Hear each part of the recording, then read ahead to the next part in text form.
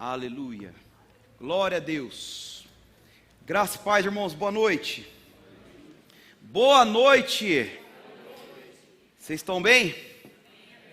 Amém. A Débora falou um pouco aí do material didático, um material maravilhoso. Nós vamos falar um pouquinho hoje sobre a autoridade do crente. Sabia que crente tem autoridade? É algo maravilhoso. Quero já fazer aqui uma indicação. Fora a apostila, você vai ter 24 matérias, com 24 professores, que vai te abençoar muito com a unção que Deus colocou na vida de cada um. E Ele vai te indicar alguns livros que vai fazer você crescer muito mais. Livros selecionados, alinhados com a doutrina bíblica. E eu quero indicar para vocês isso aqui, que é um deles, que é a autoridade do crente. Ele é um resumo da matéria. E esse daqui é o nome de Jesus. Os dois do irmão Reagan. Os dois livros maravilhosos, irmãos. É um livro que você tem que ler todo ano. Eu sempre leio esses livros e a gente está sempre aprendendo. Amém? Eu fiquei sabendo que teve quem fez matrícula hoje? Quem? Levanta a mão aí. Do primeiro ano. Amém. Quero dar esse livro então um para cada. Vem aqui. Os dois alunos, sejam bem-vindos ao Rema Campinas. A vida de vocês não vai ser mais a mesma.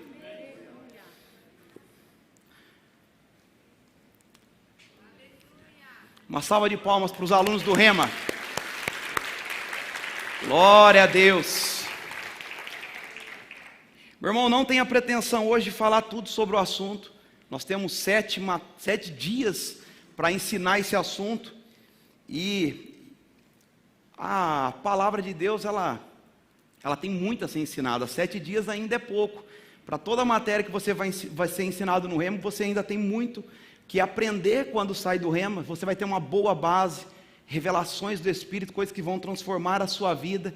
Mas o seu crescimento está na sua mão. A Bíblia fala que o desejo de Deus é que todo homem se salve, que chegue ao pleno conhecimento da verdade. Se você já é um salvo, o próximo passo, e o desejo de Deus é que você seja agora conhecedor, chegue ao pleno conhecimento da verdade, não fique só no raso. Amém? Então é o desejo do Senhor você estudar as Escrituras. Se você já fez essa pergunta para o Senhor, já está te respondendo. É o desejo do Senhor que você chegue ao pleno conhecimento da verdade. Porque quanto mais firmeza você tem das Escrituras, você não será enganado com falsas doutrinas e não ficará pelo caminho pensando se é Deus, se não é Deus, se é o diabo, se é as circunstâncias, o que fazer, para onde ir, entendeu? Amém? Glória a Deus. Eu vou citar, se você trouxe caderno, caneta, eu recomendo que você anote alguns textos. Eu vou apenas citar para poder dar um entendimento maior, para que vocês depois leiam mais em casa, e alguns eu vou pedir para que vocês abram. Mas o interessante é que vocês anotem tudo, para que vocês tenham depois uma compreensão completa daquilo que foi dito. Amém? Nós vamos ler bastante textos hoje, e se faz necessário, para você fechar o entendimento e não ficar nada solto aí. Amém? Eu quero ler o primeiro texto com vocês, que é Lucas 10:19. Lucas 10:19. Esse é um dos textos base, dos fundamentos dessa matéria, sobre a autoridade do crente. Lucas 10:19. Essas aqui são palavras de Jesus. E ele diz assim: eu lhes dei autoridade para pisar sobre corvas e escorpiões e sobre todo o poder do inimigo. Nada lhe fará dano. Essa aqui que eu li agora é na NVI. Na King James diz assim: atentai, eu vos tenho dado autoridade para pisar de serpentes e escorpiões, assim como sobre todo o poder do inimigo, e nada nem ninguém vos fará qualquer mal. Na Almeida ela diz assim: eis que vos dei autoridade para pisar de serpentes e escorpiões e sobre todo o poder do inimigo, e nada absolutamente vos causará dano. Amém? Você fica feliz por isso? Amém. Então o próprio Jesus diz que Ele nos deu autoridade para pisar serpentes e escorpiões sobre todo o poder do inimigo, e nada, absolutamente nada, nem ninguém vai nos causar dano nenhum. Não vai nos causar dano. Agora, eu não sei quantos já leram esse texto, eu creio que a grande maioria já leu esse texto. E você talvez não se atentou, ou sim, ou não, para a palavra eu lhes dei, e não eu lhe darei. Acho que pode abaixar um pouquinho, eu estou tentando já me controlar aqui, acho que está um pouquinho alto, tá bom? Então acho que para mim o retorno, tá? Fica esperto aí, Léo. Tem bastante visitante, né? E ele diz: eu lhes dei a autoridade. Nenhuma versão, eu fiz questão de ler nas 3 versões aqui principais ou mais conhecidas, ou qualquer outra que você abrir, você não vai ver assim Jesus dizendo: eu vou dar para vocês em um futuro próximo, qualquer dia desses, quando você fizer alguma obra eu vou lhe dar autoridade. Não, isso é uma promessa de Deus consumada quando você recebe Jesus, recebe o novo nascimento. Ele fala: agora então você já é portador dessa autoridade, você vai pisar serpentes, escorpiões, todo o poder do inimigo, e nada, absolutamente nada, vos causará dano nenhum. Agora, muitos eles se concentram no texto que, e todo o poder do inimigo. E a Bíblia diz que o poder do inimigo, ele é real. O nosso adversário, o enganador, o pai da mentira, a antiga serpente, e tantos outros nomes, diz que ele tem poder. Mas a Bíblia também diz lá em 1 João que o maior habita em nós, e o menor é aquele que habita no mundo. Então esse que tem o poder, o diabo, ele tem poder, tanto que ele está fazendo estrago no mundo, não está? Por onde você olha, você vê obras do diabo, coisas acontecendo, pessoas sendo escravizadas pelo diabo, na mentira dele, no engano, nos vícios, na mentira e muitas coisas. Ele tem poder, só que Deus, ele detém todo o poder. Não se compara o poder de Deus com o poder do diabo. E o diabo, ele só tem poder naqueles que dão legalidade para a atuação dele. Ele não precisa de um convite, ele só precisa de uma oportunidade. Deus, ele entra na sua vida quando ele é convidado pela sua própria boca, quando você o confessa com a sua boca. O diabo, ele só precisa de uma oportunidade. E ele usa esse poder para destruir as pessoas. Agora, a falta de entendimento é o que destrói as pessoas. Em qualquer área que você não investe em conhecimento, em saber as escrituras e praticar as escrituras, você vai ser deficiente naquela área.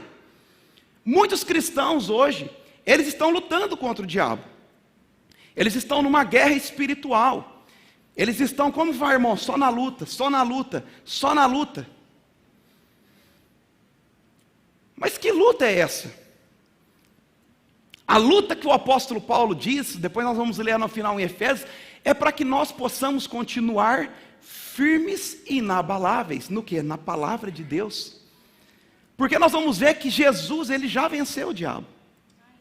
E se ele venceu, nós também vencemos com ele, porque ele fez uma substituição. Ele fez no meu lugar. O mesmo sacrifício que me deu salvação, também me fez assentar com ele nas regiões celestiais, acima de principados, potestades, dominadores do mal. Então eu venci com ele.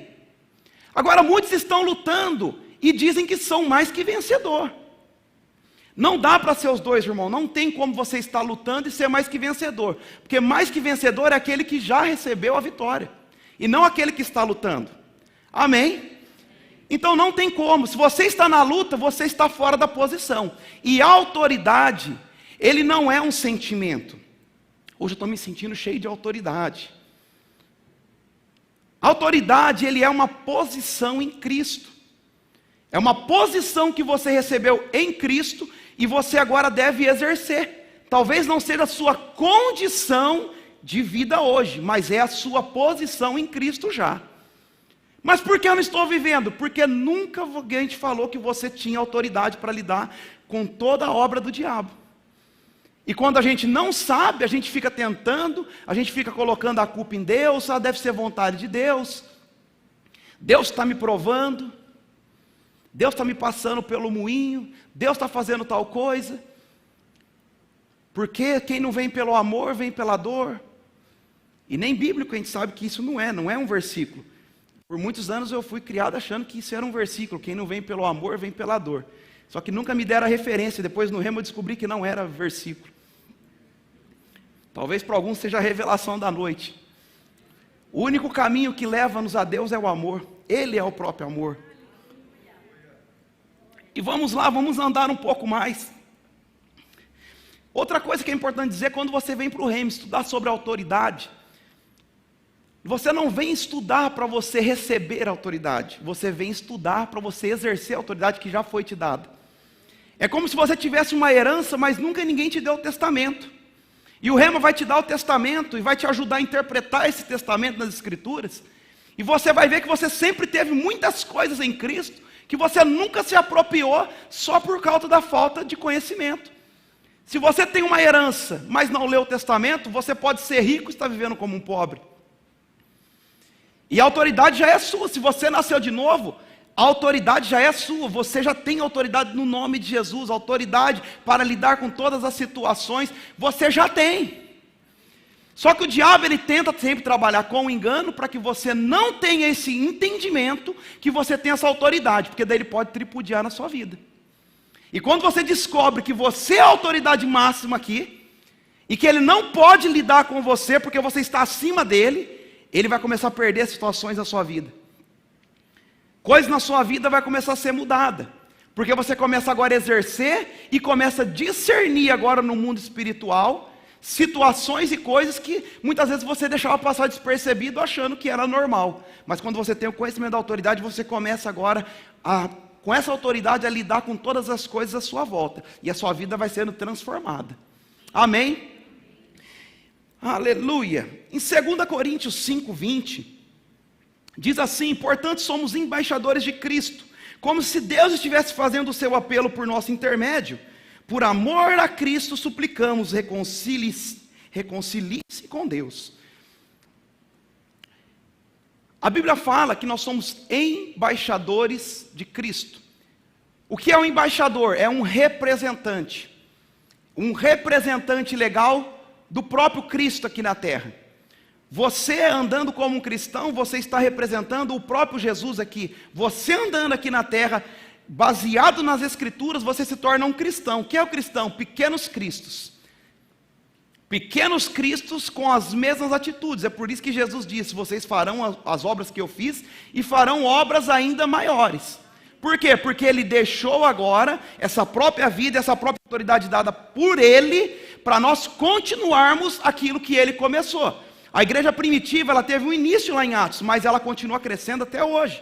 Por quê? Porque você faz a sua parte e eu faço a minha parte de usar essa autoridade como embaixador, como representante de um reino celestial. O embaixador, a autoridade é dada por alguém. Se o embaixador brasileiro ele está no território americano, quem envia ele para aquele território americano é a nação brasileira, o governo brasileiro que dá autoridade para que ele possa exercer naquele local que ele está. E você também, como esse embaixador de Cristo, você recebeu essa autoridade de Jesus para o representá-lo onde quer que você esteja. Então, onde você estiver, você é autoridade. No seu trabalho, você é aquela autoridade porque você é embaixador dele, representante legal. Você o representa em todo e em qualquer ambiente, não é apenas na igreja. No seu trabalho, você está representando. Quando você anda pelo trânsito, você está representando, porque ele falou: eu lhe dei autoridade. Para que ele deu autoridade? Para você representá-lo como ele mesmo aqui na terra. Somos Jesus andando na terra, somos as cartas que as pessoas estão lendo. Você é Jesus para alguém. Amém? Glória a Deus. Um exemplo de autoridade que você provavelmente vai ouvir no Rema, o irmão Reiga conta em um dos livros, eu não lembro qual dos dois, eu acho que é a autoridade do crente. E ele dá um exemplo maravilhoso, e também eu creio que na apostila deve ter esse exemplo, falando sobre autoridade. E ele fala sobre um policial que está num certo horário, num tráfico, e os policiais estão ali a posto, e só carro passando, e daqui a pouco o policial pede dê o sinal para parar. O que você faria? Responda para mim aí. Se o policial manda você reduzir e encostar, você encosta. Agora, concorda, se você estiver dirigindo um carro a 100 por hora e o policial pedir para você encostar o carro, se você quiser, você pode até passar com o carro em cima dele. Não estou dizendo para ninguém fazer isso, não. Estou fazendo uma medição de poder, e é o que o irmão Reagan diz. Por que a pessoa para apenas em um sinal, um guarda lá de pé, na rodovia, pede para você encostar, você encosta? Porque de longe você entende que ali existe uma autoridade pedindo para você parar. Então aquele uniforme, aquele distintivo, aquela arma, Aquele chapéu dele diz que ele é uma autoridade. E porque você reconhece uma autoridade constituída, se ele pede para você encostar, pede seus documentos, você vai fazer tudo o que ele pede. E no mundo espiritual é a mesma coisa. O diabo, ele reconhece a autoridade que existe no crente. Quando ele olha para você, ele vê o próprio Jesus atuando, porque você se tornou embaixador, você se tornou aquele que vai representá-lo. E quando ele olha para você, ele não vê apenas você. Ele está vendo agora você assentado com Cristo, você sendo um com Cristo. E quando você dá uma ordem no mundo espiritual, ele sabe, ele não quer, mas ele sabe que tem que obedecer. Porque a autoridade já está em você. E o diabo, ele reconhece. Agora, muitas vezes é nós que não reconhecemos, estamos deixando as coisas passarem. Amém? Glória a Deus. Vamos lá em Gênesis 1, 26. Gênesis 1, 26.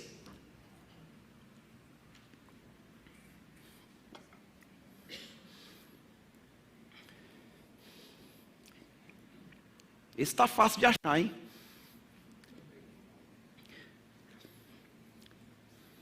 Vocês vão ler muito Gênesis no Rema. Então disse Deus, façamos. Ele não tinha feito ainda, amém? Ele diz, façamos a nossa imagem conforme a nossa semelhança. Domine ele sobre os peixes do mar, sobre as aves do céu, sobre os animais grandes de toda a terra e sobre todos os pequenos animais que se movem rente ao chão.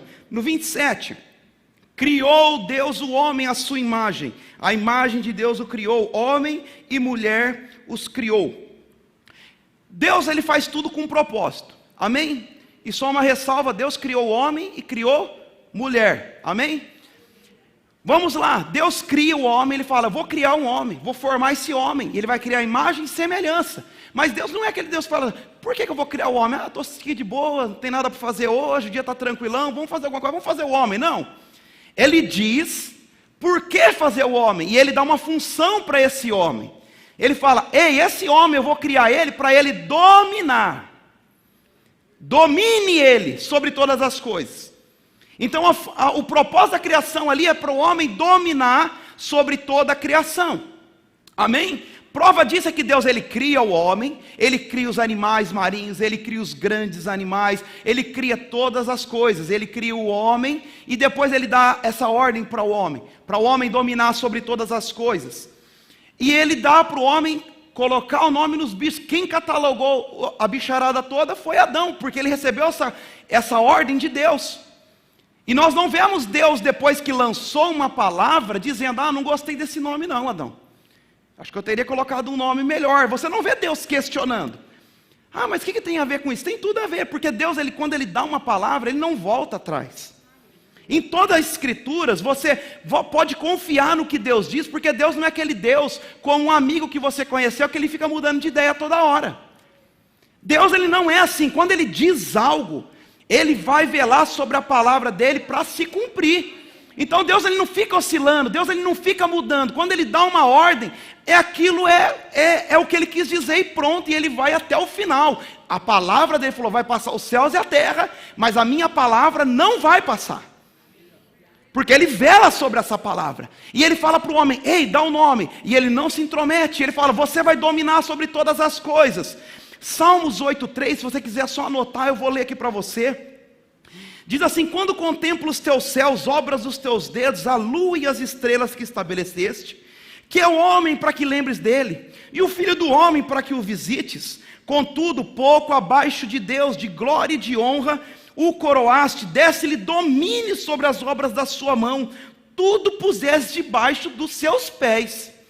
O salmista, ele escreve um pouco abaixo de Deus, algumas versões falam anjos, outras falam seres celestiais, mas a palavra no original é Elohim, que está falando de Deus em sua pluralidade. Então o correto é a gente dizer que ele foi feito um pouco abaixo de Deus, o homem.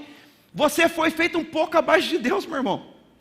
Falou que você foi coroado de glória e de honra, e ele colocou, te deu autoridade, colocou todas as coisas debaixo desse homem que ele criou, para que todas as coisas se sujeitem a você.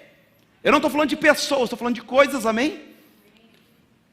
Tudo se sujeita ao homem que foi criado. Uma vez o Senhor falando comigo a respeito de um outro assunto, mas o Senhor falou tão claramente comigo, e Ele falou exatamente uma frase assim para mim: tudo que você não domina, te domina. Aquilo foi tão forte para mim, porque eu comecei a pensar sobre várias coisas, e de fato a vida é assim. Deus criou nós para dominarmos sobre todas as coisas, sobre todas as situações, sobre tudo que está nos rodeando. É para nós dominarmos, para nós mantermos o controle, mantermos dominado, que é a palavra do original, manter sob controle. E as nossas emoções fazem parte desse domínio. O Senhor Ele falou: domine, não só sobre as coisas, mas você foi feito para dominar primeiro a si mesmo. Domine as suas emoções, domine a sua ira, domine sobre você, domine sobre as circunstâncias, e não deixe que nada te domine. Domine sobre os alimentos, domine sobre a comida, domine sobre todas as coisas. E se você não dominar em nenhuma dessas áreas, essas áreas vão te dominar. Se você não domina as suas emoções vão te dominar e ela vai ditar. Se você não dominar uma situação, aquela situação logo te domina.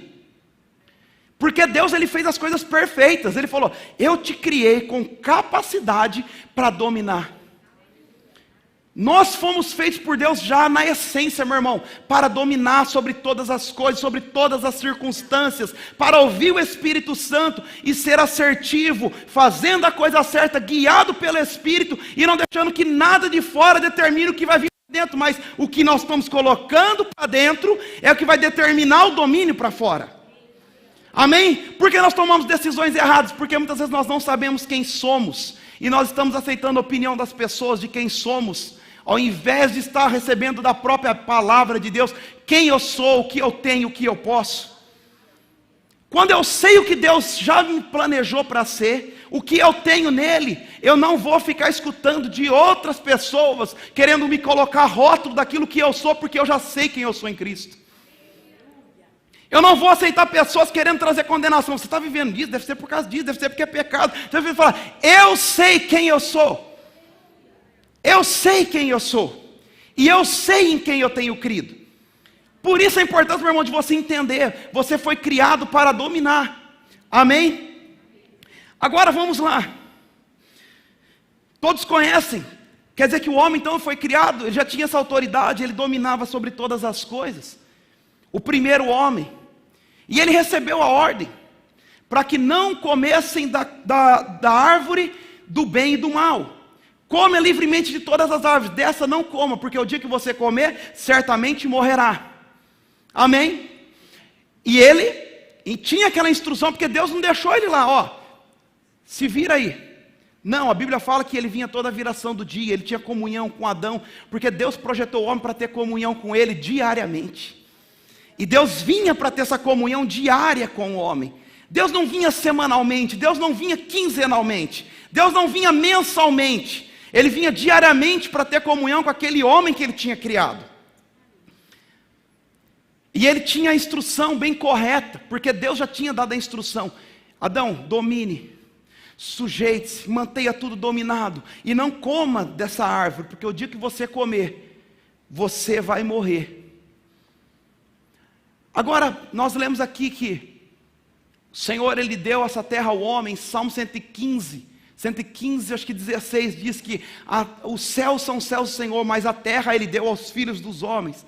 Aqui na terra, nesse contexto de terra, nós é que estamos dando agora, determinando como as coisas vão estar. Para a atuação de Deus na terra, Deus, me entenda, eu estou até tentando achar outra palavra aqui, mas Deus, Ele precisa de você. Deus, para te alcançar, Deus, para te abençoar, Ele precisa que você abra sua boca, Ele precisa que você concorde com a palavra. Porque Ele determinou que fosse assim. Ele falou: aqui na terra, vocês é que vão dominar. Os céus são os céus do Senhor, mas a terra Ele deu aos homens. Então domine sobre todas as coisas. Ele fez assim. Ele até diz, ó, o que ligardes na...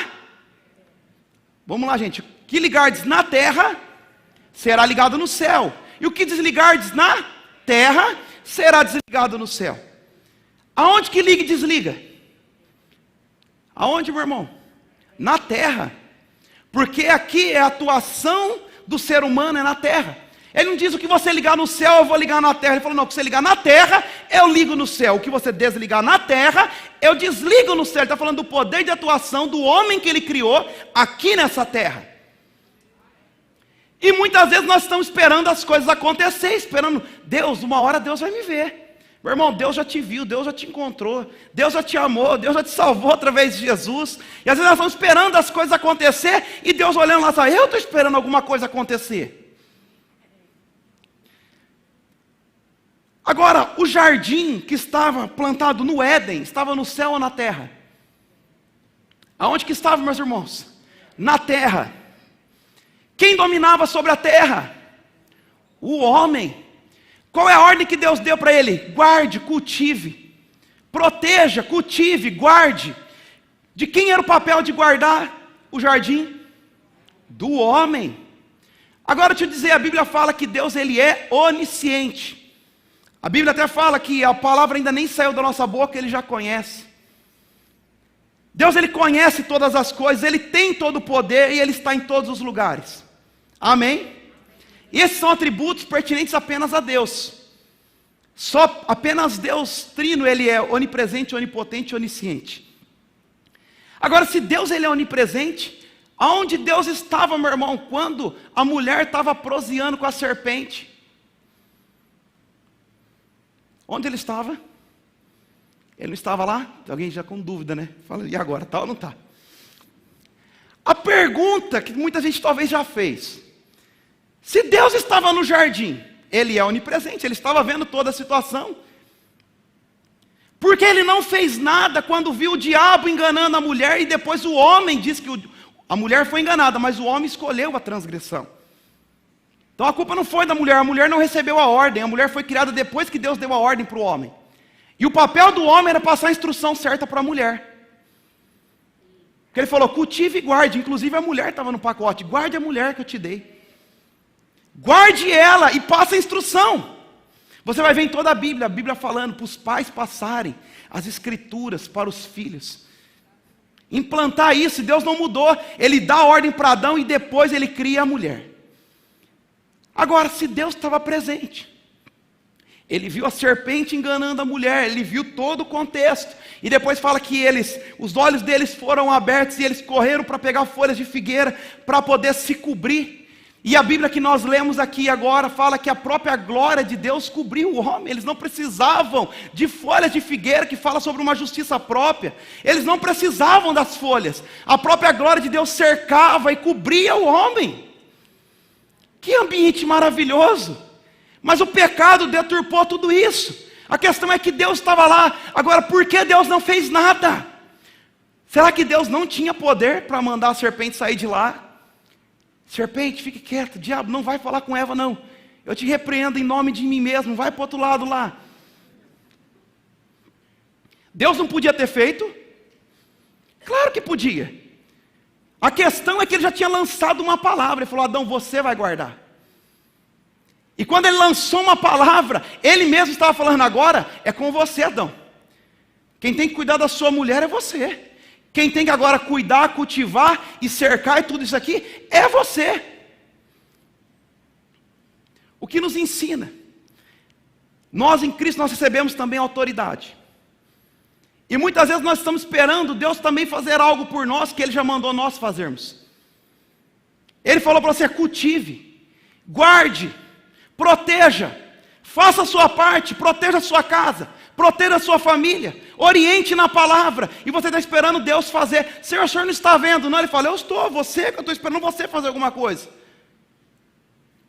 Senhor, o senhor não está vendo a minha situação? Eu estou vendo, por isso que eu te dei autoridade para pisar sobre toda a situação.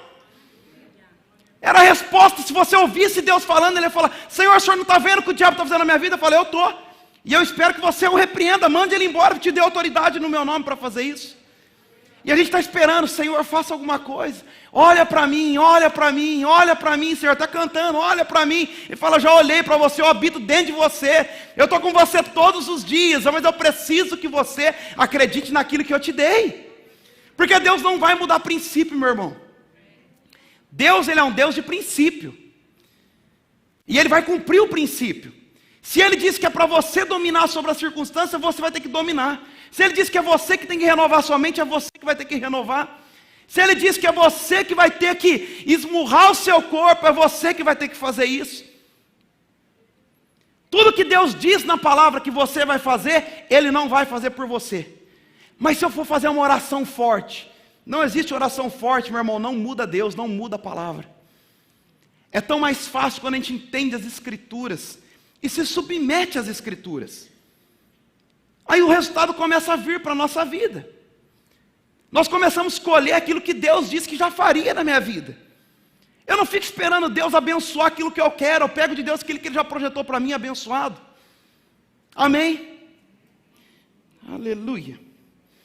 Deixa eu citar aqui apenas também 2 Coríntios 4,4 diz: o Deus dessa era cegou o entendimento dos descrentes, para que não vejam a luz do Evangelho da glória de Cristo, que é a imagem de Deus. Ele fala de um Deus desse século, ele também fala do príncipe deste mundo. Existe alguém que está agora dominando sobre toda a humanidade, que ainda não recebeu Jesus, que ainda não tem o novo nascimento. Então existe um Deus desse século, que recebeu essa autoridade, que foi dada pelo próprio Adão. Quando aconteceu isso? Quando Adão desobedeceu. Ele recebeu do Senhor, era dele. Só que ele decidiu desobedecer e ser escravo do diabo, entregar de bandeja essa autoridade dada por Deus a ele, para que o diabo agora pudesse usar essa autoridade contra a própria humanidade. Mas a história não acaba por aí, glória a Deus por isso. Agora aqueles que estão no mundo, eles estão sendo guiados pelos seus próprios desejos, pelo príncipe deste mundo, pelo Deus desse século que está enganando, que está cegando o entendimento para que eles não vejam essa luz do Evangelho. Agora com os crentes não é assim. Eu quero ler alguns textos com vocês aqui, para que nós possamos entender algumas coisas. Vá lá comigo em Lucas 4:5. Aleluia, Lucas 4, versículo 5. Meu irmão, tome enquanto você acha aí. Eu quero falar para você, tome atitudes na sua vida, aquilo que Deus já mandou você fazer. Exerça essa autoridade. Eu creio que o Espírito Santo já começou a falar com vocês, e lugares e coisas na vida de vocês que vocês precisam exercer essa autoridade, que vocês estavam esperando mudar, mas que não é necessário esperar mudar. Você já recebeu autoridade para essa mudança. Você pode exercer essa autoridade. Lugares que o diabo está tripudiando na sua vida, na sua saúde, nas suas finanças, dentro da sua casa, você dá uma ordem e ele tem que te obedecer, porque ele reconhece a autoridade. Não espere Deus fazer aquilo que você tem que fazer, meu irmão. Ele não fez para Adão e não vai fazer por você.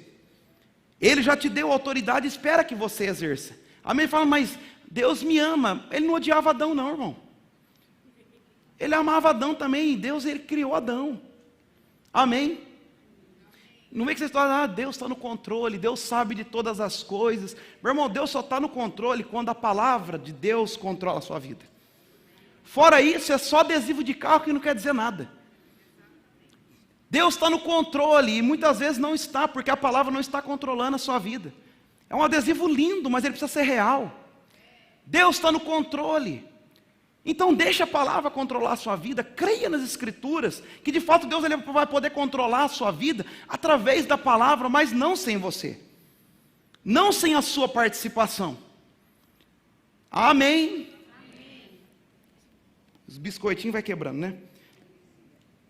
Gente, não precisa tirar do carro se alguém tiver, tá bom? É só um exemplo, mas...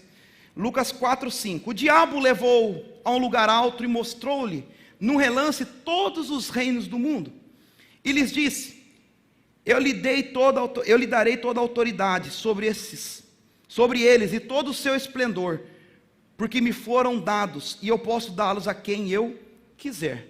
Nós vemos aqui que a tentação, o diabo tentando Jesus, depois do jejum de Jesus vindo do deserto, ele começa a citar o Salmo 91 para Jesus, e ele começa a tentar Jesus com a própria palavra, porque o diabo, ele não fez o rema, mas ele conhece a palavra.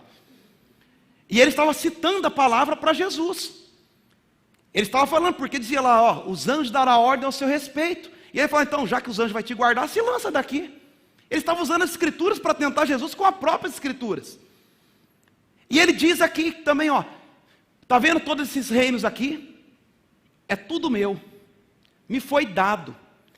Nenhuma versão você vai ver aqui que foi usurpado, que foi roubado. Não, foi dado. E ele fala assim: se você rapidinho aqui me adorar, eu te dou todos os reinos de novo. Te dou todo esse esplendor que você viu agora em um relance. Eu vou dar tudo para você. Jesus não desmentiu ele. Você é um mentiroso, você não tem nada não. Não, Jesus não desmentiu ele.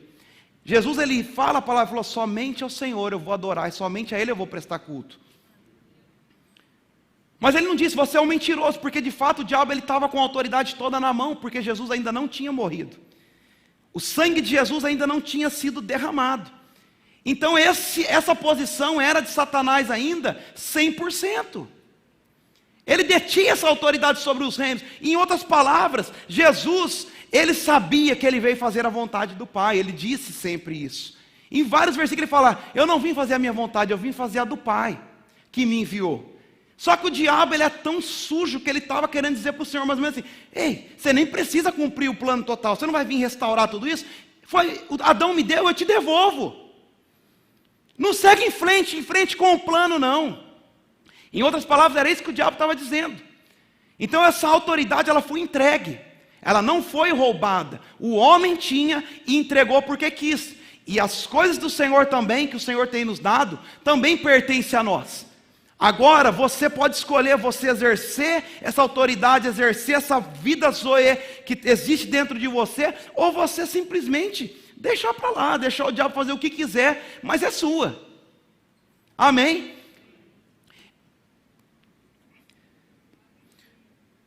Se você quiser ler depois, Gênesis 3, do 1, 2, o 3, ele vai falar exatamente dessa queda da serpente falando com a mulher: não, isso aí, Deus falou isso, mas não é isso que ele quer dizer não. Certamente vocês não vão morrer, tal, toda essa história aqui, vocês vão ler lá em Gênesis 3. Agora, existe essa situação, Jesus ele tinha que morrer. Jesus ele tinha que morrer porque esse era o plano. Ele veio no lugar do homem pecador, a Bíblia chama ele do segundo Adão. Ele veio, o homem entregou a autoridade, e agora veio o justo, aquele Cordeiro de Deus que iria tirar o pecado do mundo, como João diz, para resolver o problema que o homem tinha causado. O homem causou um problema, ele estava agora separado de Deus, através do pecado. A Bíblia fala que o que faz separação entre Deus e o homem, ele é o pecado que faz separação, e o homem estava vivendo agora num mundo de pecado, e o máximo que acontecia era Deus alcançando o homem o tanto que ele podia, através do sacrifício de animais, que só cobria aquele pecado. Ano após ano era necessário sacrifícios, e Deus, ele desejava tanto estar no meio, que ele fala para construir um tabernáculo, e ele vai ficar no meio do povo agora através da Arca da Aliança, e muitos outros textos você vai vendo, Deus estando no meio do povo, se comunicando com os profetas, com os reis, com os seus escolhidos, porque era o desejo de Deus, porque Deus criou para ter essa comunhão com o homem, mas a comunhão era limitada, a comunhão era parcial, porque existia o pecado, o problema do pecado que precisava ser resolvido. Agora tinha que vir um justo para resolver o problema. Tinha que vir alguém que era santo, alguém sem mácula, alguém que era o cordeiro puro, como dizia já as Escrituras. E João 1:1 começa assim dizendo: no princípio era a palavra estava com Deus e a palavra era Deus. Ele, a palavra, estava no princípio com Deus. Todas as coisas foram feitas através dele quem? A palavra. E sem ele nada do que existe teria sido feito. Nele estava a vida, e a vida era a luz dos homens. Lá no 14 nós vemos Jesus agora entrando em cena aqui nesse mundo. E a palavra, qual a palavra? Que foi feita todas as coisas por intermédio dele, a palavra que estava no princípio com Deus, a palavra que era o próprio Deus. Fala, agora é a palavra, se fez carne e habitou entre nós. Aleluia, vimos a sua glória, glória como unigênito do Pai, cheio de graça e de verdade. Ali começava, meu irmão, a história a ser dividida. Até então todas as alianças, você vai ter uma matéria, aliança de sangue no Rema, que vai te explicar todas essas alianças, como Deus vem fazendo aliança com o povo até chegar em Jesus, que nós estamos hoje nessa aliança eterna, superior aliança, com superiores promessas que foi feita através do sangue de Jesus. E todas as alianças foi sempre apontando para aquele que haveria de vir, não para fazer apenas mais um sacrifício, mas o sacrifício agora que seria perpétuo, que seria eterno, que resolveria o problema de uma vez por todas. Então os profetas já falavam sobre ele. Isaías foi o profeta mais messiânico, falava sobre Jesus. Todos eles falavam sobre aquele que iria vir, e iria inaugurar esse caminho agora que nós temos, que não era possível sem ele. E nenhuma aliança fala de perdão de pecados.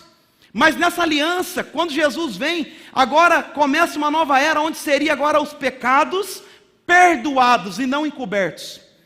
Meu irmão, isso é maravilhoso, nenhuma outra aliança aconteceu isso. Isso é um divisor de águas na nossa dispensação. Receber perdão de pecado é a coisa maravilhosa que tem, andar diante do Senhor, sem culpa, sabendo que o Senhor não está jogando na cara, que nós fomos perdoados através de Jesus.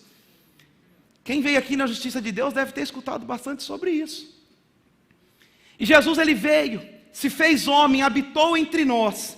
João 6,38 diz assim: pois desci do céu, não para fazer a minha vontade, mas para a vontade daquele que me enviou. Hebreus 10,7 diz: então eu disse, aqui estou, o livro está escrito ao meu respeito, vim para fazer a vontade, ó Deus.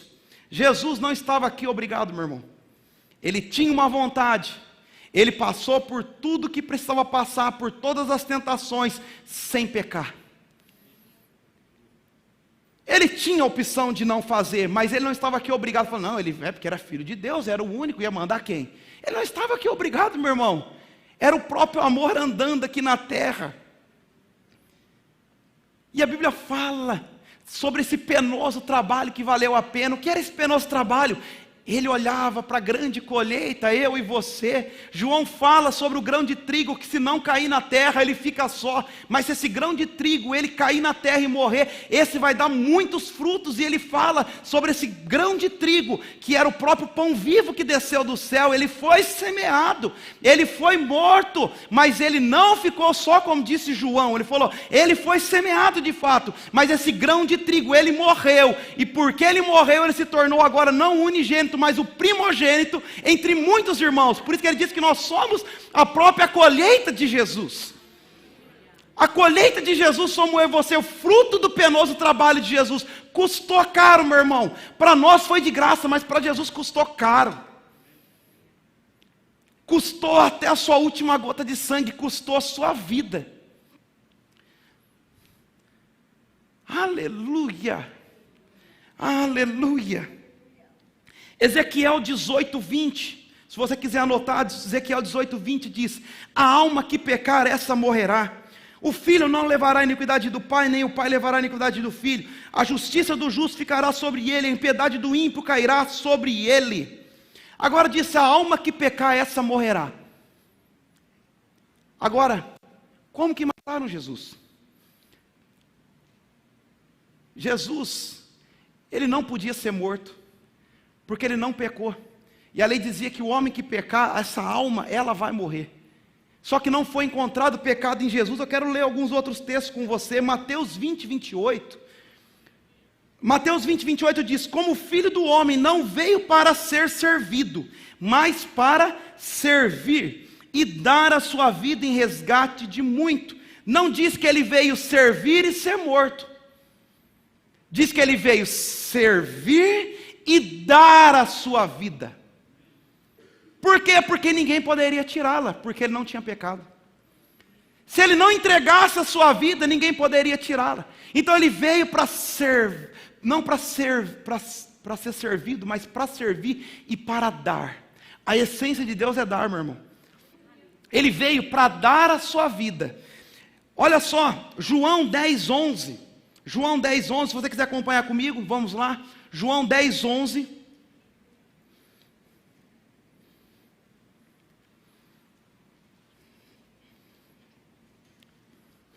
João 10:11. Eu sou o bom pastor dá a sua vida pelas ovelhas. Dá a sua vida. No 15 ele diz assim, como o Pai me conhece e eu conheço o Pai, eu dou a minha vida pelas ovelhas. No 17 ele diz assim: por isso o Pai me ama, porque dou a minha vida para retomar. No 18 ele diz assim: ninguém tira de mim, mas eu dou de mim mesmo a dou. Tenho autoridade para dar e tenho autoridade para retomá-la. Este é o mandamento que recebi do meu Pai. A Bíblia diz que o salário do pecado é a morte. Jesus não tinha esse salário para receber, porque ele viveu sem pecado. Eu quero que você continue acompanhando comigo. Em Atos 5:30, diz assim: o Deus nosso Pai ressuscitou Jesus, no qual vocês matastes, suspendendo no madeiro. Como foi que mataram Jesus? Suspendendo ele no madeiro. Foi morte, e morte de cruz. Então Jesus, ele foi pendurado, suspendendo no madeiro. Fala: o Deus do nosso Pai ressuscitou Jesus. Qual Jesus está falando? Aquele que vocês suspenderam no madeiro. Em próprio Atos 10:39 diz assim: nós somos testemunhas de tudo quanto fez, tanto na terra dos judeus como em Jerusalém, o qual mataram pendurando no madeiro. Se você for ler na lei, que nós vamos ler agora aqui Gálatas 3:13, vai lá em Gálatas 3:13, ele vai citar aqui o que dizia na lei em Deuteronômio 21:23, Gálatas vai citar esse texto aqui, e ele diz assim em Gálatas 3:13, Cristo nos resgatou da maldição da lei, fazendo-se maldição por nós, porque está escrito: maldito todo aquele que for pendurado no madeiro. Para que a bênção de Abraão chegasse até os gentios, somos nós por meio de Jesus Cristo, a fim de que pela fé recebêssemos as promessas pelo Espírito. Então diz que Jesus, ele se fez maldito no meu lugar, para que eu me tornasse abençoado e herdeiro das bênçãos de Abraão. Uma substituição, novamente, ele se torna maldito, para eu me tornar abençoado. Amém? Ele se fez pobre, para eu me tornar rico. Ele se fez enfermo, para me tornar curado. Ele foi ao inferno para me levar para o céu. Então em toda a história você vê Jesus, o próprio Jesus, quando ele se afasta da presença de Deus, quando ele está recebendo os nossos pecados na cruz, ele fala: Deus meu, por que me desamparaste? Não era que Deus estava abandonando Jesus, mas naquele momento o pecado que ele estava recebendo, meu e seu, estava fazendo separação entre Jesus e o seu próprio Pai. E isso nunca tinha acontecido na história. Então ele foi banido na presença de Deus, ainda que momentaneamente, para te substituir, para que você nunca mais ficasse longe da presença e você fosse bem-vindo lá. Aleluia! E ele falou: eu me fiz maldito para que você se tornasse abençoado. Constava na lei: todo que for pendurado no madeiro é maldito. Ele falou: vou morrer morte de cruz. Eles não serão mais malditos, malditos nunca mais. Então, meu irmão, a gente não precisa fazer mais culto de quebra de maldição. O único culto bíblico de quebra de maldição foi feito aqui em Gálatas, escrito aqui. O que Jesus fez, ele fez o único culto bíblico de quebra de maldição. Ele falou: eu vou levar toda a sua maldição no madeiro, e você não precisa, malditos nunca mais. Não tem herança do pai, não tem herança da mãe, não tem herança do vô. Meu vô morreu disso. Eu sou nova criatura, eu nasci em Cristo. Malditos nunca mais. Aleluia! Você é uma nova criatura, meu irmão. Em Cristo você se tornou uma nova criatura. Não interessa o que a sua genética diz, não interessa o que a sua família passou, não interessa mais nada para trás. Ele falou: em Cristo você é nova criatura, as coisas velhas se passaram e tudo se fez novo. Ah, vamos quebrar a maldição. Que maldição? Jesus já quebrou? Jesus já quebrou toda a maldição. Ah, mas vai ver que Jesus esqueceu alguma para trás. Será mesmo? Meu irmão, fazer esse tipo de coisa é desconsiderar o que Jesus fez. Jesus se torna maldito para eu ser abençoado, e eu quero fazer com as minhas forças. Eu vou quebrar essa maldição. Que maldição? Jesus já quebrou, meu irmão. Aceita pela fé. Aleluia. Aleluia. É tanto texto, meu Deus, relógio me ajuda. Hebreus 9:22. E quase todas as coisas, segundo a lei, se purificam com sangue, e sem derramamento de sangue não há remissão de pecados. Então Hebreus está citando outra coisa da lei: sem derramamento de sangue não há remissão de pecados. Aí nós vemos hoje crentes que estão tentando redimir os pecados através de obras. Tentando convencer Deus a perdoar os seus pecados, redimir os seus pecados através de obras. Meu irmão, o sangue foi suficiente. Ele falou, sem derramamento de sangue não há remissão de pecados, mas o sangue já foi derramado. Por isso nós fomos redimidos dos nossos pecados. Você está entendendo o que Jesus fez? Ah, mas eu estou sofrendo assim, deve ser para pagar os meus pecados. Deixa eu te dizer, você pode até sofrer, mas sofrimento não paga pecado. O que paga pecado é sangue, derramamento de sangue justo. Quantas vezes eu ouvi isso? Eu estou sofrendo, deve ser para pagar os meus pecados. Que coisa maravilhosa quando a gente vê as escrituras e vê que Jesus, ele falou, ei, não precisa fazer obras, não é por obras não. É através do meu sangue que você vai ser perdoado, que você vai ser livre, que você vai ser liberto, que você vai se tornar filho. Receba o sacrifício. Até Paulo ele fala sobre esse sacrifício, se nós não recebermos esse sacrifício, não virá outro. É o único sacrifício. Se nós não recebemos o sacrifício de Jesus, não virá outro. Ou nós recebemos através de Jesus, ou não recebemos, meu irmão. Ah, mas a pessoa é tão boazinha, tem um coração tão bom, precisa do sangue de Jesus, reconhecer Jesus para receber a remissão dos pecados. Ele falou, ei, sem mim, vocês não podem conhecer o Pai. Sem mim vocês não podem ir para o céu, precisa passar por mim, eu sou esse intermediador. Quem reconhecer a mim vai ter a vida eterna, quem não reconhecer não vai ter. Não é ser bonzinho, não é fazer boas obras, é reconhecer o sacrifício de Jesus, é receber com tanta gratidão essa substituição que Jesus fez por nós, e falar, ele de fato ficou com toda essa parte, mas eu vou receber essa herança. A Bíblia me chama de herdeiro de Deus e co-herdeiro com Cristo, porque ele me deixou uma herança, conforme ele me substituía. Eu gosto de contar para os alunos uma história sobre mais que vencedor. Eu acho que ilustra bem. Não sei quem gosta aqui de luta, mas imagine uma luta. Um lutador recebe um convite, e ele fala que vai lutar daqui 6 meses com outro lutador lá, e ele começa a se preparar, se alimentar bem, começa toda aquela rotina, dormir no horário, fazendo tudo o que precisa, fazendo tudo regradinho e tal, e chegou o grande dia da luta. E essa luta valendo um checão de $1 milhão nessa luta. E entra agora para o ringue, começa pancada para lá, pancada para cá, tal, e acontece tudo, a luta foi completa, e no final, ele ganhou. E ele vai lá e recebe o cheque de $1 milhão. Ele foi o grande vencedor da noite. Ele pagou o preço, ele fez tudo o que precisava. Ele sofreu as dores e agora recebeu a recompensa, o cheque de $1 milhão. E ele chega com esse cheque de $1 milhão e dá para a esposa quando chega em casa. Ele é o vencedor e a esposa é mais que vencedora. Ela não fez nada, mas recebeu o prêmio. Você não fez nada, meu irmão, por isso que a Bíblia chama mais que vencedor. Você precisa receber o que Jesus fez por você. Ah, mas eu sou humilde, irmão. Humildade é receber o que a palavra diz. Se ele diz que você é, você fala, Senhor, eu sou humilde, eu vou reconhecer que a tua palavra é verdade. Eu sou o que a tua Bíblia diz que eu sou, que a tua palavra diz que eu sou. E recebe, meu irmão. Recebe o que Deus diz a seu respeito. Ah, não, mas não pode ser assim, é muito fácil. E quem disse que é para ser difícil? Não é para ser difícil, meu irmão, é para reconhecer, é para receber segundo o que está escrito das Escrituras. O que Deus já disse ao seu respeito. Aleluia, boa noite, mais que vencedor. Boa noite, mais que vencedor. Quem é os mais que vencedores? Aqueles que receberam em Jesus, que morreram com Cristo, que ressuscitaram com Cristo e se assentaram com Cristo. Mais que vencedor, não lutou, mas recebeu, falou, eu vou dar para vocês. Nós não podíamos fazer, meu irmão, e ele fez. Seguimos. Aleluia. 1 Coríntios 2,6. 1 Coríntios 2,6. Estamos partindo para o final.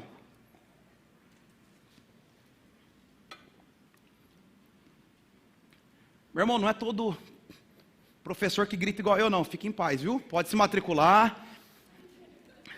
Tem pastor que é mais equilibrado aí, fica tranquilo, viu? Você vai conhecer várias unções aí. E todos eles vão te abençoar de forma específica daquilo que você precisa. Professores ungidos que são guiados para falar exatamente o que você precisa. E você vai receber a revelação da palavra de forma tão precisa. Entretanto, falamos de sabedoria entre os maduros, mas não da sabedoria desta era, dos poderosos dessa era, que estão sendo reduzidos a nada. Pelo contrário, falamos de sabedoria de Deus, do mistério que estava oculto, o qual Deus pré-ordenou antes do princípio das eras para a nossa glória. Nenhum dos poderosos dessa era o entendeu, pois se tivessem entendido, não teriam crucificado o Senhor da glória. Meu irmão, a Bíblia fala que o diabo ele cogita das coisas de Deus, mas ele não sabia todo o plano. Eu fico imaginando quando o diabo vê Jesus agora, ressurreto. Ele devia estar pensando, rapaz, esse foi o pior tiro no pé que eu dei. Eu achei que eu estava matando ele, resolvendo o problema, calando ele. Por isso que fala, se eles tivessem entendido, se eles soubessem o plano da redenção, jamais teriam matado o Rei da Glória. O diabo achou que estava resolvendo o problema e ele multiplicou o problema dele com a morte de Jesus. Lembra que eu falei que nós somos o fruto desse penoso trabalho? Ei, a semente foi semeada e quando nasceu, meu irmão, uma semente deu muito fruto e você é um desses frutos. E agora o diabo, quanto mais ele mata cristão, mais nasce. Ele vai lá, persegue um, mata, quando vê já tem 10, já tem 100 pregando o mesmo evangelho que ele matou. Toda a história foi assim. Aleluia. Ele não sabia o plano completo. Ele cogitava das coisas, ele tentava entender, mas o diabo ele não tem a sabedoria. Ele não tem essa mente de Deus, isso é algo que nós temos em Cristo, a mente de Cristo. Essa sabedoria dada por Deus, esse discernimento espiritual, esse dom para discernir todas as coisas, ele não tem nada disso, ele trabalha com as armas que ele tem. Aleluia. Aleluia. Hebreus 2,14 diz assim, Hebreus 2,14: portanto, visto que os filhos são pessoas de carne e sangue, ele também participou dessa condição humana, está falando de Jesus, para que por sua morte derrotasse aquele que tem o poder da morte, isto é, o diabo, e libertasse aqueles que durante toda a vida estiveram escravizados pelo medo da morte. Meu irmão, não sei se você já cantou, nós cantamos alguns hinos aqui que falam desse poder da morte, e nós cantamos até aqui, ó morte, onde está o teu aguilhão? Ó inferno, onde está a tua vitória? Ele venceu. Porque fala que ele veio em condição humana. Ele veio como homem, para que como homem ele derrotasse aquele que tem o poder da morte, isto é, o diabo, mas ele venceu. Ele estava reconquistando a autoridade que tinha sido dada por Adão, e ele estava cumprindo todos os passos. Ele não veio e pulou, ele não veio e burlou, ele não veio e tentou dar um jeitinho, ele veio fazendo tudo, e através da sua morte derrotasse o diabo. Então o que derrotou o diabo? A morte de Jesus. O plano consumado. E aí nós vemos em Apocalipse 1,18, Apocalipse 1,18, diz assim, eu sou o que vive, e estive morto, mas eis que estou vivo por toda a eternidade. Eu possuo as chaves da morte e do inferno. Chave, meu irmão, na Bíblia simboliza a autoridade. Ele fala, eu sou o que vivo, eu estive morto, mas agora eu estou vivo. E eu detenho essas chaves, eu detenho essa autoridade, me foi dada, eu fui lá buscar aquilo que tinha sido tomado da minha criação, do meu filho, eu estou reconquistando, através da minha morte, eu fui lá e tomei as chaves que dominavam, olha o 15, que coisa linda, e libertasse aqueles que durante toda a vida estiveram escravos pelo medo da morte. Meu irmão, o medo da morte não pode mais nos atingir. Nós somos imortais. O dia que nós fecharmos os olhos aqui, nós somos eternos, meu irmão.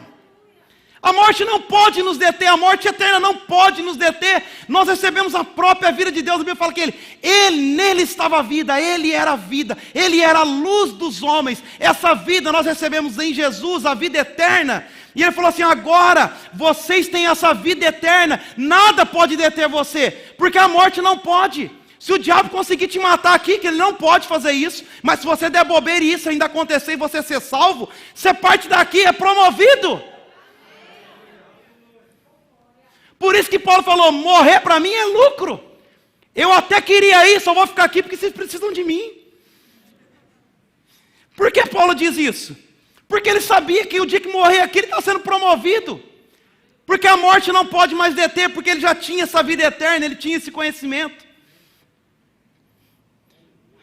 Aleluia. Aleluia. Colossenses 2,13.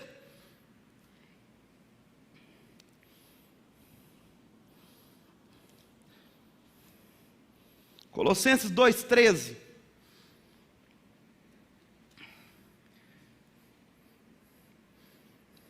Quando vocês estavam mortos em pecados e na circuncisão da sua carne, Deus os vivificou juntamente com Cristo.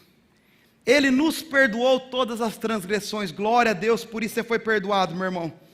E cancelou o escrito de dívida que consistia em ordenanças e nos era contrária. Ele a removeu pregando na cruz. E tendo despojado os poderes, autoridades, fez dele um espetáculo público, triunfando sobre eles na cruz. Paulo escreve aqui, ele vai estar dizendo aqui da condição e o que nós recebemos em Cristo, fala que nós fomos vivificados juntamente com Cristo. Nós que estávamos mortos nos nossos próprios pecados e delitos, nós recebemos a vida dele, através de Jesus recebemos essa vida. E fala que nós somos perdoados de todas as transgressões em Jesus. Só nova aliança existe perdão de pecado. E aí ele também diz que existia um escrito de dívida que constava contra mim e contra você. Agora a morte e ressurreição de Jesus fez com que esse escrito de dívida fosse pregado na cruz. Existia uma conta que estava gerando juros, o homem pecando e não conseguia resolver o problema do pecado. Por quê? Porque ainda não existia o perdão do pecado. E quando Jesus abre esse novo caminho, esse novo e vivo caminho, ele fala, existe algo que está condenando vocês. Existe um escrito de dívida que vocês não têm condição de pagar, vocês não podem pagar por esse pecado, vocês não podem se perdoar, vocês precisam de alguém que derrame o sangue e pague o preço do pecado. Ele falou, esse sou eu vou fazer isso. E agora ele morre, ele fala, eu pego esse escrito de dívida, ele agora é anulado através do sangue de Jesus. Falou, eu estou cravando na cruz, agora aquilo que constava contra vocês está totalmente pago. Quando Jesus diz tetelestai, está consumado, ele estava dizendo em outras palavras, o preço foi pago. O preço foi totalmente pago. Não existe mais nada contra você, meu irmão. Jesus pegou esse escrito de dívida e colocou lá na cruz. Quando o diabo olha para a cruz, ele sabe que você é perdoado, que você é filho, que você é herdeiro de Deus, que você é mais que vencedor. Ele sabe de tudo isso. E ele também fala que fez do diabo agora um espetáculo público. Quando ele fala desse espetáculo público, ele está fazendo uma citação daquilo que acontecia com os reinados. Quando eles entravam em guerra, um rei contra o outro, e aquele rei perdia a batalha, eles pegavam esse rei e passeavam por todo o seu reinado, para mostrar que aquele rei agora estava envergonhando diante daqueles que serviam o rei, daqueles que submetiam aquele rei. Estavam mostrando agora para todos que aquele rei tinha sido derrotado e que outro ia dominar sobre ele. Então era espetáculo público. O rei passava diante de todos e falando assim, ó, esse é o perdedor, ó, o rei de vocês é o perdedor. Estava fazendo deles um espetáculo público. Agora quando Jesus ele morre, fala que crava toda a nossa dívida na cruz, ele fala, ele vai fazer agora com o diabo agora o quê? Ele vai fazer uma exposição pública da derrota do diabo. Ele falou assim, ó, você reinou, você de fato enganou Adão, você tomou autoridade, ele te deu essa autoridade, você estava fazendo tudo isso, mas agora vai começar a nascer agora um novo povo que se chama igreja. Eu vou dar essa autoridade para a igreja, e fala, eu não vou deixar isso escondido. Você vai aqui ser exposto, vai ser feito um espetáculo público para que todos saibam que você é um derrotado. E Jesus vai agora falando, aí o derrotado, olha aí o derrotado, olha aí o derrotado, olha aí o derrotado. Eu agora vou reinar sobre vocês, eu vou reinar sobre vocês. E agora nós nascemos agora no novo reino, saímos de um império de trevas e fomos agora colocados no reino do seu Filho amado.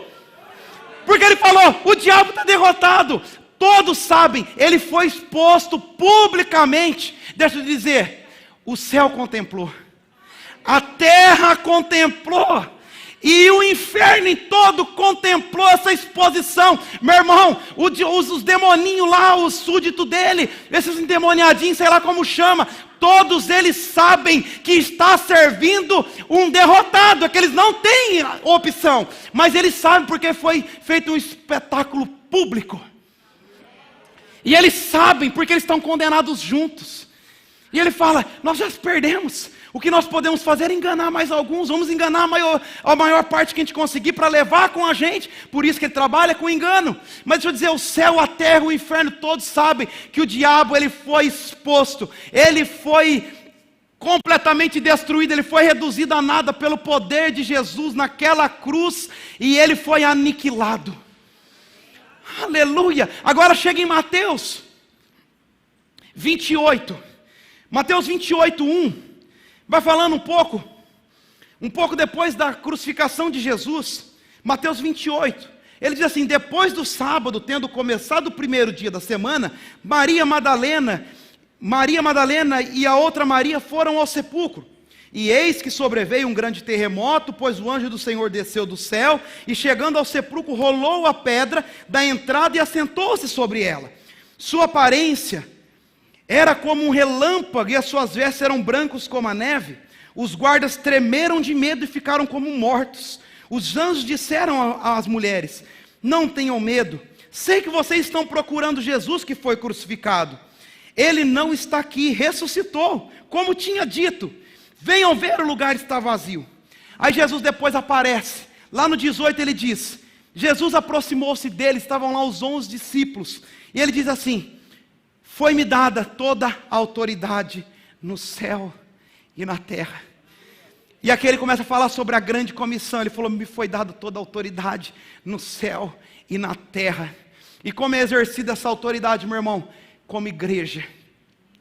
Quando você vai ler, ele está dando essa comissão à igreja. Ele fala: você que é o corpo de Cristo. Cristo, esse que detém toda a autoridade no céu e na terra. Ele é o cabeça de um corpo que é a igreja. E esse poder emana do cabeça e passa por todo o corpo. Para você usufruir dessa autoridade, você precisa ser igreja. Você precisa estar conectado ao corpo. Porque essa autoridade foi dada à igreja para ir fazer discípulos. Fala assim: ó, se vocês crerem, os sinais vão seguir os que crerem em meu nome. Ele falou assim: agora eu recebi um nome. Em Filipenses diz, nessa nova também sobre a autoridade, você vai escutar muito falar sobre o nome de Jesus, um tópico só sobre isso. E ele vem dizendo: em meu nome vocês vão expulsar os demônios, vão falar novas línguas, se beber alguma coisa mortífera não fará dano algum. Ele fala: os que creem. Ele está falando agora de uma nova raça que está andando nessa autoridade, que vai pisar serpente, vai pisar escorpião, se beber alguma coisa mortífera, vai dar ordem para Satanás, vai expulsar demônio, vai operar milagres, vai curar os enfermos, vai impor as mãos e eles serão curados, por causa da autoridade que nos foi dada no nome de Jesus. Então não deixe mais o diabo te enganar, meu irmão. Em Filipenses diz que ele recebeu um nome que está acima de todo o nome. Não é qualquer nome. Ele falou: o nome que eu recebi, ele não recebeu para ele conferiu esse nome à igreja. Ele deu esse nome à igreja. Ele falou: eu recebi um nome que está acima de todo nome que se possa referir, acima de potestade, de principados, de dominadores, está acima de tudo, nesse século e até no que há de vir. Não existe nome acima do nome de Jesus. Então quando você ora, meu irmão, não é o final da oração em nome de Jesus, amém? Não, é porque você se tornou um representante dele, você tem uma procuração, que ele falou assim: ó, fale no meu nome, ore no meu nome, impõe as mãos no meu nome, e você tem autoridade para fazer tudo isso em nome de Jesus, porque você é um representante legal, porque você nasceu de novo e você crê, porque é para os que creem. Aleluia. Então o nome, ele faz parte dessa autoridade. Quando você ora em nome de Jesus, meu irmão, é como se tivesse Jesus assinado embaixo da sua oração, falar: eita, respondido, sim, amém. Porque o nome de Jesus, quando você ora a palavra, você fala em nome de Jesus, demônio saia. Ele fala: ei, eu sei, eu conheço esse nome, ele está acima de todo nome, eu vou ter que sair. Situações começam a mudar, sua casa começa a mudar, circunstâncias começam a mudar, e você fala: ei diabo, você não vai mais fazer isso com a minha família, você não vai fazer isso mais com os meus filhos. Ei diabo, agora eu sei, agora você sabe, agora eu tenho essa autoridade, eu tenho conhecimento dela, e eu vou começar a agir em cima dessa autoridade. Meu irmão, o rema, eu tinha mais para falar, mas não vai dar tempo. Mas você pode fazer o rema, vai ter bastante tempo para você escutar bastante. Uma das coisas que mais me impactou no rema é que eu cheguei com a minha vida completamente destruída em várias áreas. E eu saía com a possibilidade de praticar tudo que eu ouvia. Você não vai ficar escutando coisas aqui que vai ficar: nossa, quando que vai chegar na parte prática? Meu irmão, primeiro dia aula prática, segundo dia aula prática. Como você está ouvindo aqui hoje, você pode já ir embora. Talvez nem fez sua matrícula, talvez até fez o remo e tinha esquecido. Você já sai dali com o peito estufado, fala: agora eu sei quem eu sou. E começa agora a colocar as coisas em ordem, começa a colocar as coisas em ordem na sua casa, não começa a aceitar algumas circunstâncias, que você vai discernir, que você vai usar autoridade, vai falar com o diabo, ele vai ter que bater em retirada. Amém. Glória a Deus, aleluia.